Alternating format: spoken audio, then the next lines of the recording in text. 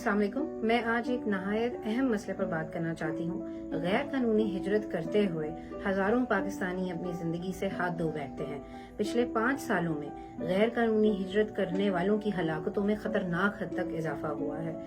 IOM के एक data के मुताबिक 2023 सबसे जानलेवा साल बन चुका है, जिसमें तकरीबन 8000 से ज्यादा अफराद अपनी जिंदगी गंवा चुके हैं। और क्या आप जानते हैं कि सबसे ज्यादा अमवात किस रास्ते पर हुई?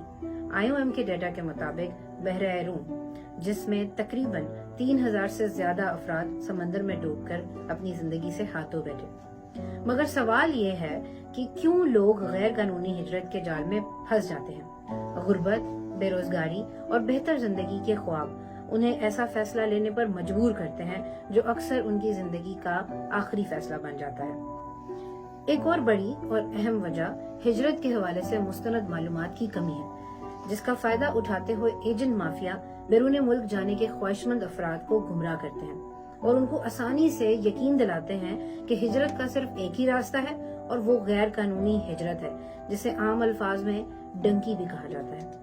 उसके अलावा इंसानी स्मगलर्स नौजवानों को सब्ज़ बाग दिखाते हैं, उनसे लाखों रुपए वसूल करते हैं और फिर उन्हें या तो कश्तियों में बिठाकर समंदर की बेरहम लहरों के हवाले कर देते हैं या फिर जमीनी और पहाड़ी इलाकों से गुजरते हुए अनजान संगलाख रास्तों के हवाले कर देते हैं। 2023 में 2015 के बाद एक सबसे बड़ा वाकया रोनुमा हुआ, जिसमें तकरीबन 700 अफराद समंदर में डूब गए और उसमें से 300 से ज्यादा पाकिस्तानी सवार थे। कहने को ये सैकड़ों अफराद थे, लेकिन ये सिर्फ 300 अफराद नहीं बल्कि 300 खानदान थे जिनके सुहाने ख्वाब समंदर में ही गर्क हो गए।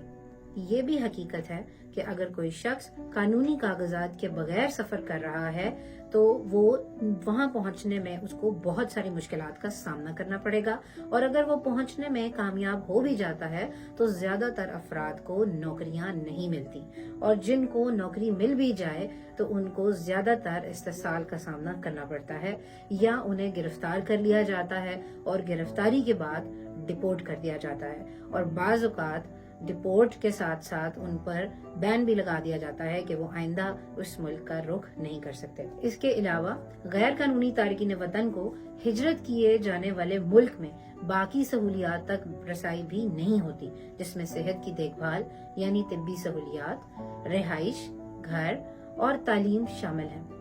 आजकल एजेंट सोशल मीडिया का इस्तेमाल करते हुए भी बहुत सारे लोगों को धोखा दे रहे हैं। इस फ्रॉड से आप तभी बच सकते हैं जब आप बैरून मुल्क जाने के हवाले से मुकम्मल मालूमात हासिल करें। अगर आप या आपका कोई जानने वाला गैर कानूनी हिजरत के बारे में सोच रहा है या कोई प्लानिंग कर रहा है तो एक लम्हे के लिए रुकें, अपनी फैमिली, अपने माँ बाप के बारे में सोचें।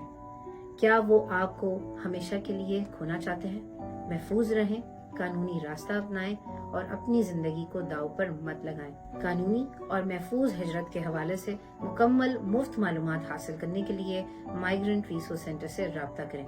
शुक्रिया।